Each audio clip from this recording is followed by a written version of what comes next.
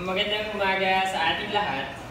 At this point, we've come to the part of our service where we remember the cross, the sacrifice that Jesus made to all of us so that we can have a new life, the communion. And this morning, we have a very incredible sister who will share her testimony of what the cross means to her. Come on. She is a sister whom I know who have gone through trials of many kinds, and yet she remains stronger, Amen. faithful to our God. She was born and raised in Santa Lucia, Magarao, Camarines Sur. Wow. Come on. She studied at Camarines Sur National High School, and currently she's part of the singles ministry of the church. Wow.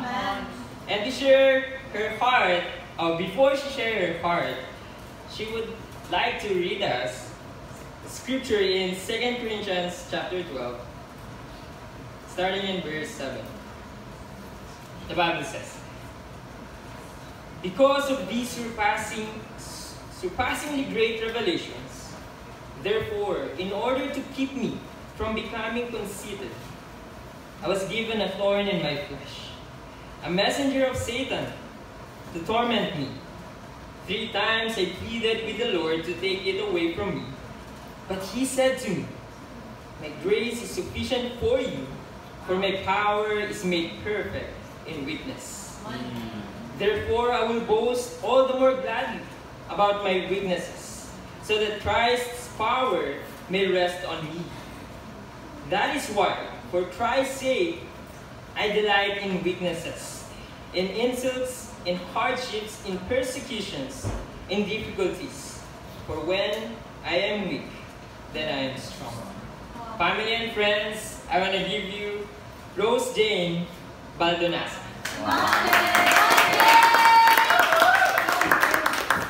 Come on, Jane.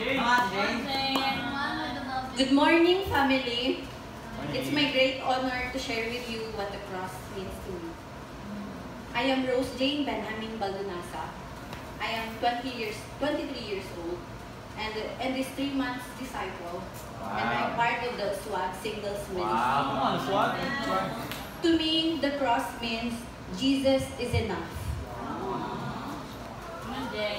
I grew up sa pamilyang simple at may payak na pamumuhay.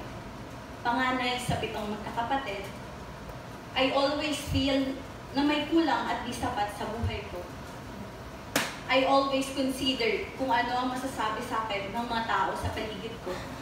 Laging may gustong patunayan sa harap ng ibang tao na may mararating din ako, na dadating yung time na tataas din ang pagtingin nila sa akin. Na hindi ako hanggang dito lang. Marami akong plano sa pamilya ko upang mabago ang estado ng aming buhay. I always feel like I'm lacking. I feel empty and never contented with the things I have always. I wonder about having a prosperous life, desiring to have more, and never satisfied and never secured.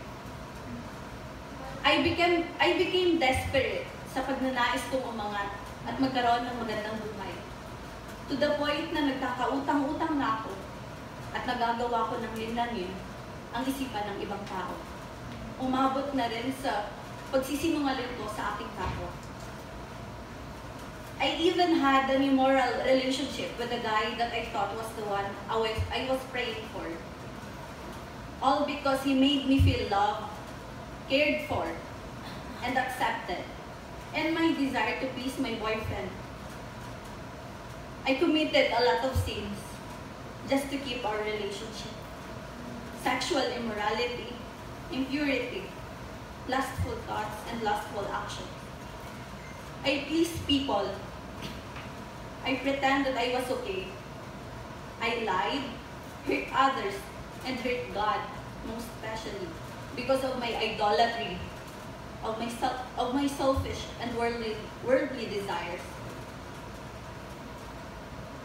I would beg and pray God na i-grant yung pangarap, mga kagustuhan ko para sa pamilya ko. To give them a better life sa paraan na alam ko at mga plano kong gawin. Pero I won't even ask God about His plans for me. Because all I want is for Him to grant me my desires. I would pursue my desires and my idols. I have been the Lord of my life for many years, and it felt empty and helpless. Come on, Jane. Napagod ako sa kakahabol at ipilit ang gusto kong mangyari. I cried and repeatedly prayed, and finally, I decided to surrender and trust God with His plans sa akin. I said, God, let your plans will be done and not my will anymore. Wow. Come on, Jane. Dito nag-umpisa ang lahat. Nakita kong paano gumalaw ang Diyos sa buhay ko. God brought me 2 human angels in my life. Wow. Habang nakaupo ako sa plaza at nagpapahinga, may biglang dumating na 2 babae at umupo sa tabi ko. Sila Ate John and Chai. Come on, Chai. At dito nag-umpisa, binago ng Diyos ang buhay ko. I'm so grateful sa buhay nila. God used them to bring me into the light. Wow. As I continue my Bible study, nalaman ko ang totoo at nakita ko kung gaano ako naging alipin ng kadiliman at naging malayo sa Diyos. Sa kakaplano ko sa buhay ko, nakalimutan ko may mas maganda palang plano ang Diyos para sa akin na nag-aantay. At ang kailangan ko lang gawin ay itanggi ang sarili at iwanan ang lahat ng bagay na nakakahadlang sa relasyon namin ng Diyos. Ang mga makamundo kong pangarap, ang makasarili kong kagustuhan, mga kasalanan, maging ang aking makamundong relasyon sa lalaking minahal ko ay may mga bagay na kinakailangan kong talikuran at isuko sa Panginoon. God allowed the hardship of life to mold me. Even after baptism, masakit pa rin. Naranasan kong ma-question, ma-persecute at mahusgahan sa pagpili ko sa Diyos mula sa mga tao sa buhay ko. Lalo ng mga pinakamamahal ko sa buhay, especially sa family ko. Come on, Jane.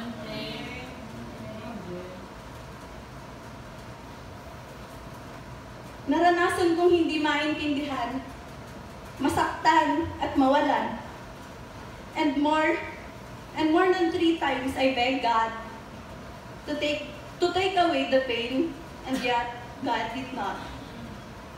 To show me that His grace is sufficient and made me realize that Jesus is enough. The cross is enough. Even when I don't understand, Jesus is enough. Masakit at hindi naging madali ang dinaanan ko. Pero walang katumbas ang kapayapaan at pag-asa ang naging kapalit ng pagbitaw ko sa mga bagay na inaakala ko magbibigay sa buhay ko ng direksyon. The pain I felt in the past made me stronger today. Wow. And my weaknesses were turned into powerful testimonies that God used to empower other women and help them to find true hope, peace, and security in Jesus. Wow. I saw God's plans and purpose for why I needed to get through that dark situation. And I'm so grateful to see God turn my story into something beautiful, something inspiring. Jesus is enough to endure. Kaya, I decided on February 11, 2024, I repented from all my sins, I got baptized, and made Jesus the Lord of my life. Wow. Come on, Jane.